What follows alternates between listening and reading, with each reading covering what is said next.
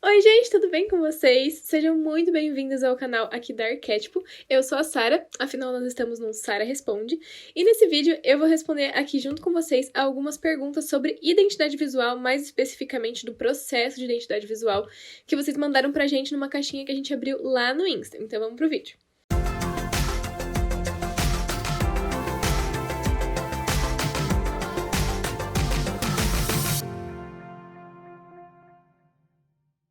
A primeira pergunta que eu separei é, por onde começar, né? Por onde começar uma identidade visual? Não vou responder essa pergunta aqui nesse vídeo, vou deixar no card aqui em cima uma série que a gente fez fazendo uma identidade visual do zero, e o primeiro vídeo dessa série é justamente por onde começar, então dá uma olhadinha ali em cima. Agora sim, então vamos para a nossa primeira pergunta, que é, cores para a marca pessoal. O gosto pessoal deve ser considerado também? Então, nesse caso, sim, com certeza, porque você e a sua marca são meio que a mesma coisa.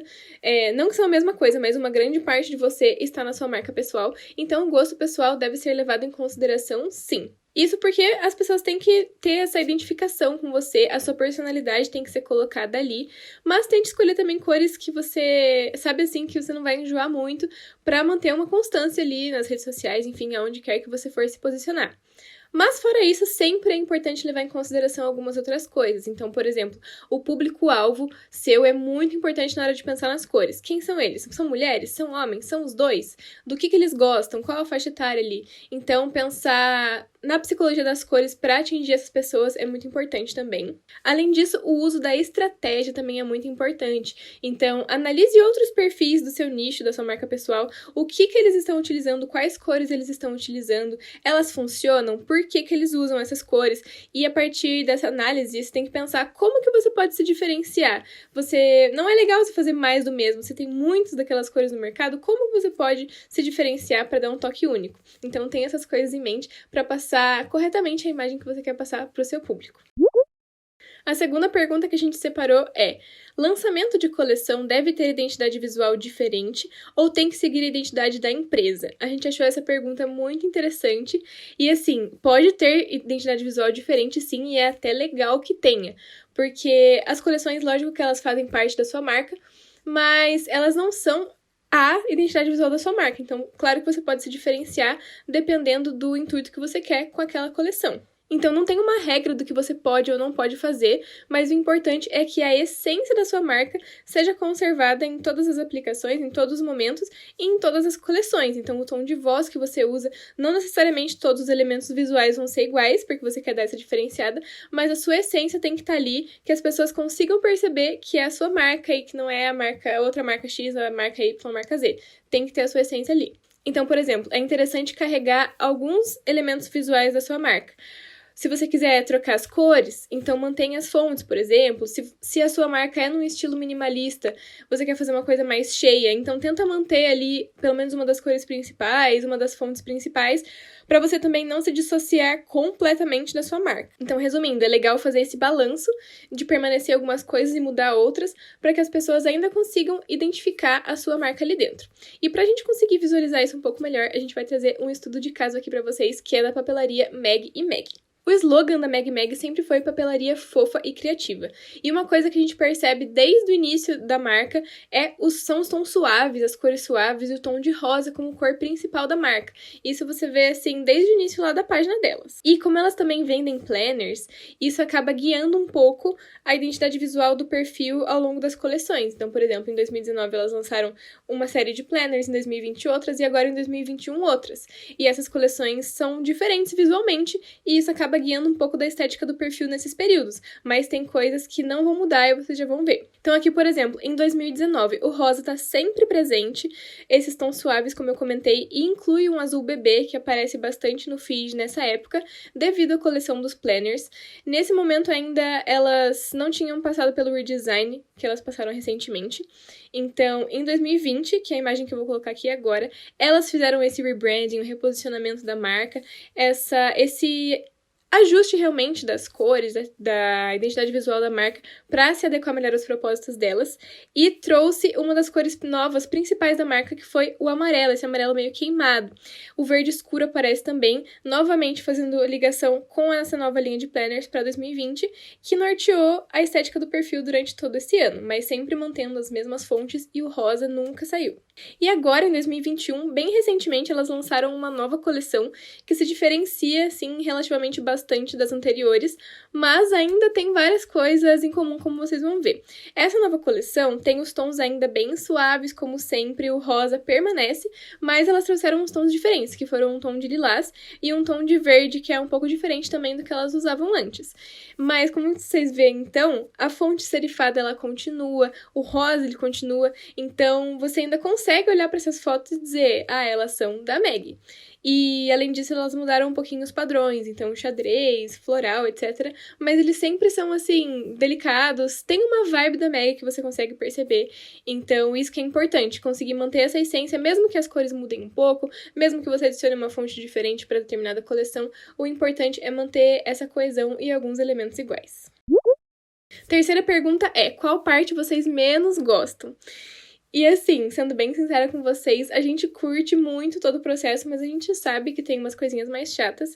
Então, uma coisinha que a gente não curte muito é quando chega lá no final e tudo já tá decidido e a gente tem que fazer as partes mais manuais mesmo, que são fechamento de arquivos, por exemplo. Então, é uma coisa muito mecânica, que demora tempo, né, tanto de criação, então isso a gente acha meio chatinho. E outra parte que a gente não curte tanto, assim, lá pelo início da identidade visual, mais ou menos na segunda semana, depois que a gente já fez todas as pesquisas, que é a parte de definir o símbolo que a gente vai utilizar no logo. A gente acha uma das partes mais complicadas, assim, porque envolve muito estudo, muita pesquisa e muitos sketches e testar vetorizações para ver o que fica legal, o que não fica. Então, a gente acha um pouquinho desgastante essa hora, principalmente quando a gente tem bloqueio criativo e não tá fluindo. Às vezes flui melhor, mas esse momento, assim, meio de insegurança, a gente não curte tanto. Mas depois que a gente consegue decidir o símbolo, a gente acha que as coisas fluem bem melhor. Pensando nisso, eu escolhi essa pergunta aqui para ser a pergunta número 4, que é sobre escolhas de elementos, né, que são os elementos complementares da marca. Essa é uma das partes que a gente mais curte, porque o símbolo já tá decidido, a gente já fechou, as cores a gente já decidiu, a tipografia a gente já decidiu, e essa parte dos elementos é uma parte mais divertida, assim, de ilustrar, de complementar, pensando já em como vai ficar aplicado em post no Instagram, por exemplo, então a gente acha bem mais legal, bem mais divertido. Na realidade, sobre esses elementos, ao longo da identidade visual, a gente já vai vislumbrando algumas coisas, né, então de acordo com o nicho da pessoa, de acordo com a personalidade da pessoa, às vezes a gente já vai pensando nessas coisas, então eles vão surgindo também na nossa cabeça em conjunto com a identidade visual, mas é muito legal na hora de colocar a mão na massa e ilustrar, enfim, fazer essas coisas complementares. Aqui nos elementos, conta muito a personalidade da marca. Isso em outras etapas também, mas aqui envolve muito. Então, por exemplo, ela é uma marca mais delicada, ela é mais irreverente, orgânica, minimalista. Esses atributos, eles vão direcionar na hora de criar esses elementos. Então, as curvas vão ser mais suaves, elas vão ser mais retas. Qual estilo vai ser, assim? Vai ser uma coisa um pouco mais rebelde? Vai ser ilustrações com fundo chapado? Vai ser ilustração com traçado? Então, essas coisinhas, a personalidade ajuda muito a gente a decidir. Também é muito importante ter em mente as aplicações. Então, por exemplo, esses elementos vão ser inseridos em posts para o Instagram, como que eles vão conseguir dialogar bem lá?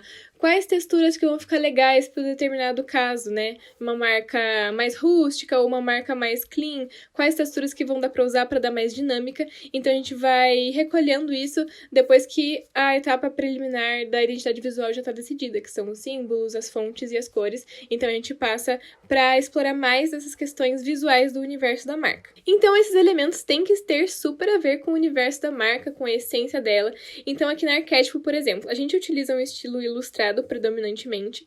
Então, a gente traz umas malinhas, uma mochilinha, o trem, para trazer essa ideia de viagem entre mundos diferentes, que simbolizam a identidade visual. Então, nós somos as maquinistas que transitamos entre esses novos mundos que nós criamos para vocês, para os nossos clientes, enfim.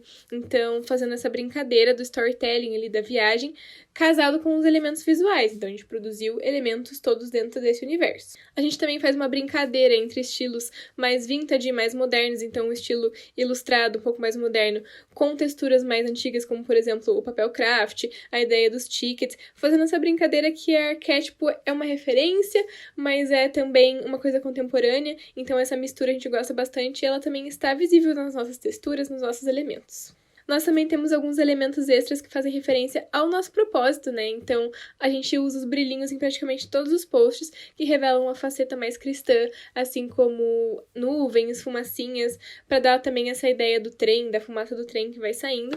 E a gente usa bastante os nossos memojis com o chapeuzinho de maquinista, justamente para dar essa ideia de que a gente vai conduzir a viagem de trem através dos mundos da identidade visual. Então, resumindo, na hora de criar esses elementos é muito importante ter um universo da marca bem definido, porque isso vai facilitar muito na hora de vocês identificarem o que dá para ser um elemento, o que vai funcionar bem e o que não vai funcionar. Eles podem ser mais simples também, como os brilhinhos, eles são um exemplo de grafismo, então é uma coisinha bem simples que pode ser replicada num padrão, por exemplo, como se fossem pontinhos, pode ser outro tipo de estrelinha, coraçõezinhos, que são elementos menorzinhos, bem simples mesmo, quase que formas geométricas, que podem aparecer mais vezes com mais repetição para consolidar a sua identidade visual.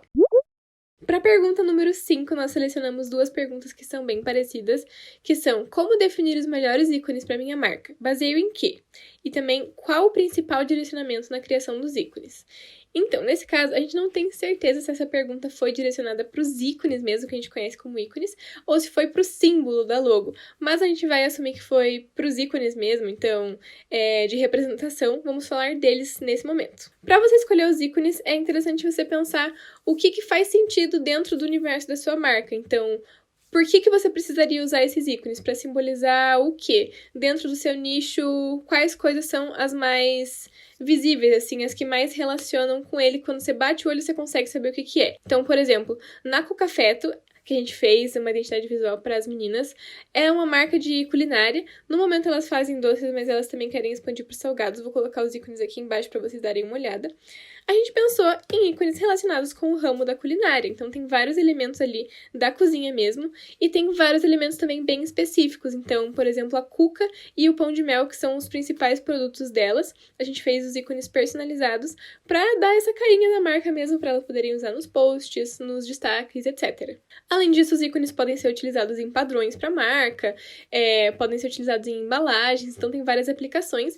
E um direcionamento que pode ser interessante também é você tentar pensar nas capas dos destaques. O que você quer colocar ali nos destaques? Esse pode ser um bom direcionamento para você escolher os ícones. Então, por exemplo, pode ter um que vai falar sobre quem é você, os feedbacks do seu serviço ou do seu produto, quais produtos ou serviços você oferece, bastidores, clientes, etc. Então, tente pensar nessas coisas, o que você gostaria que ficasse visualmente fácil das pessoas identificarem para saber o que é e quererem clicar. E para definir o estilo desses ícones, você tem que levar totalmente em consideração o restante da sua identidade visual. Então, eles vão ser ícones mais ilustrados, eles vão ser mais simples, mais minimalistas, só o contorno, ou eles vão ser totalmente preenchidos. Então, tem que pensar bem no universo da marca.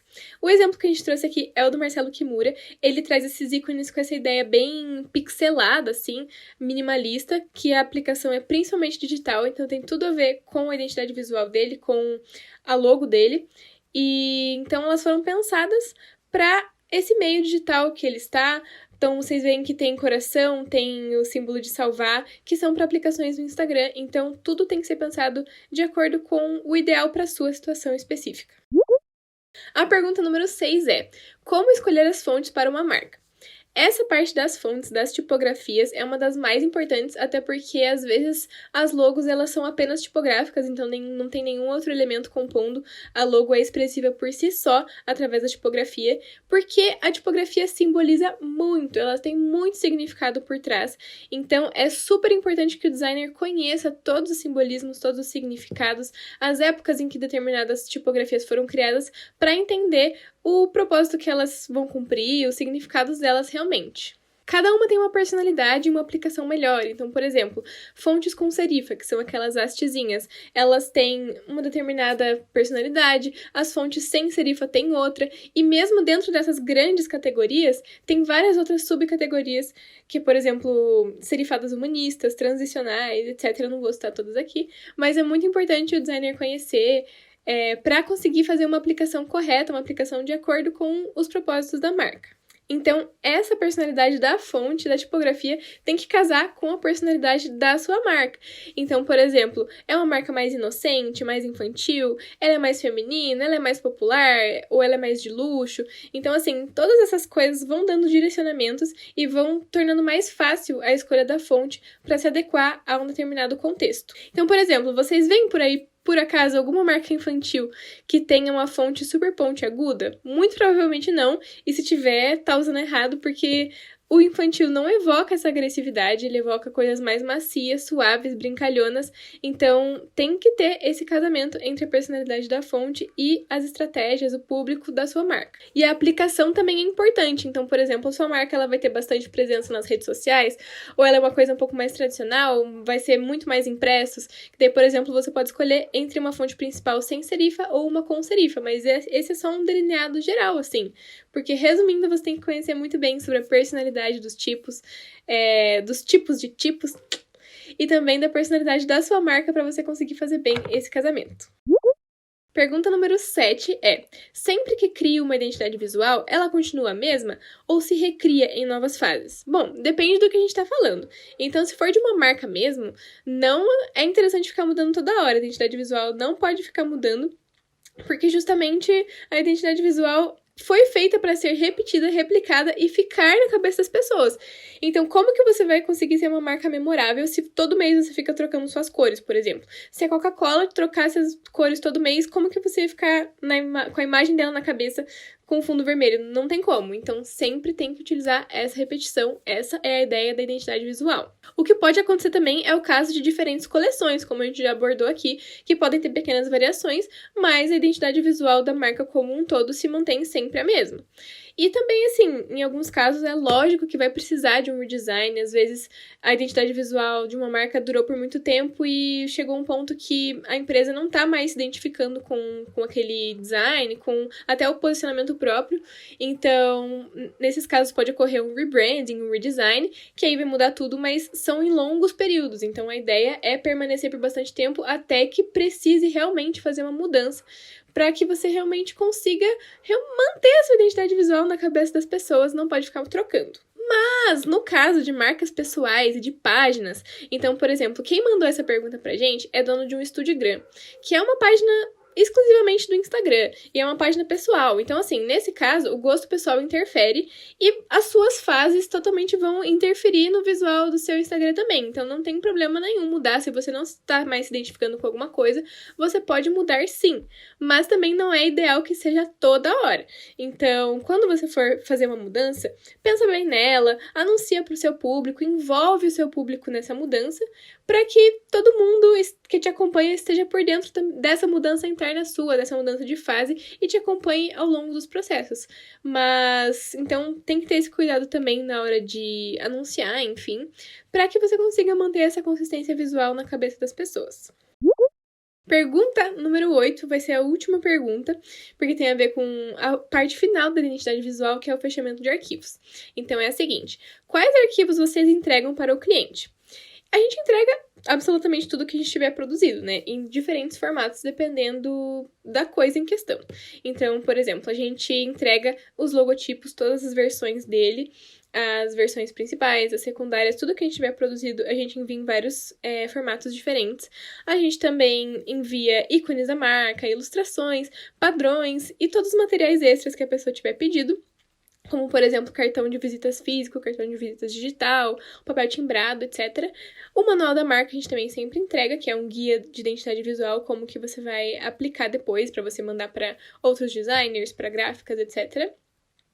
E também a gente envia isso em vários formatos diferentes. Então, por exemplo, vou colocar aqui na tela para vocês, mas os logotipos, por exemplo, a gente manda tanto em CMYK, que é o padrão para impressos, quanto em RGB, que é o padrão para web. Então, dentro desses dois espaços de cor, a gente manda em vários formatos diferentes para que gráficas possam utilizar, outros designers possam utilizar e o cliente também utilizar nas aplicações mais comuns, por exemplo, em PNG e em JPEG. Ícones, ilustrações e padrões a gente também sempre manda como vetor e como PNG para a pessoa conseguir replicar. Então, por exemplo, os padrões a gente manda uma unidade, um módulo, né, que ele pode ser replicado. Então, se você colocar a imagem uma do lado da outra, ela vai começar a formar um padrão infinito. As ilustrações também a gente manda com várias variações de cores, etc. E tudo mais que a pessoa tiver pedido, né? Então, cada caso é um caso. Quando tiver mais materiais extras, a gente vai mandar também. Geralmente, esses materiais extras, como cartões de visitas, papel timbrado, esses impressos a gente manda em PDF, o manual da marca a gente também manda em PDF. E a gente também anexa na pasta, enfim, a apresentação que a gente fez da marca para cliente. Além disso, se a pessoa fecha algumas coisas extras com a gente, como por exemplo a consultoria para mídias sociais, a gente coloca lá na pasta também as coisas referentes a essa parte. Então, texturas para utilizar no Instagram, cronograma de postagens, umas coisas assim, para que a pessoa possa aplicar. Então, preset do Lightroom, no formato correto do Lightroom.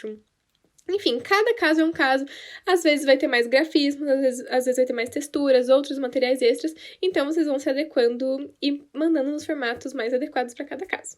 Uma última coisinha que eu esqueci de falar, a gente também envia o arquivo das fontes para os clientes, as versões gratuitas. E caso a gente tenha optado por uma fonte que seja paga, geralmente tem as versões gratuitas delas também, né, para uso pessoal, mas aí a gente instrui o cliente com relação à compra dos direitos comerciais da fonte. E esse foi o vídeo de hoje, muito obrigada por ter ficado até aqui. Não deixe de nos acompanhar lá no Instagram, que é por onde a gente abre essas caixinhas, por onde a gente coloca conteúdo sobre identidade visual nos stories, nos posts também, então não deixe de acompanhar a gente por lá e por aqui também. Então se inscreve se você não for inscrito. Um beijo e até a próxima!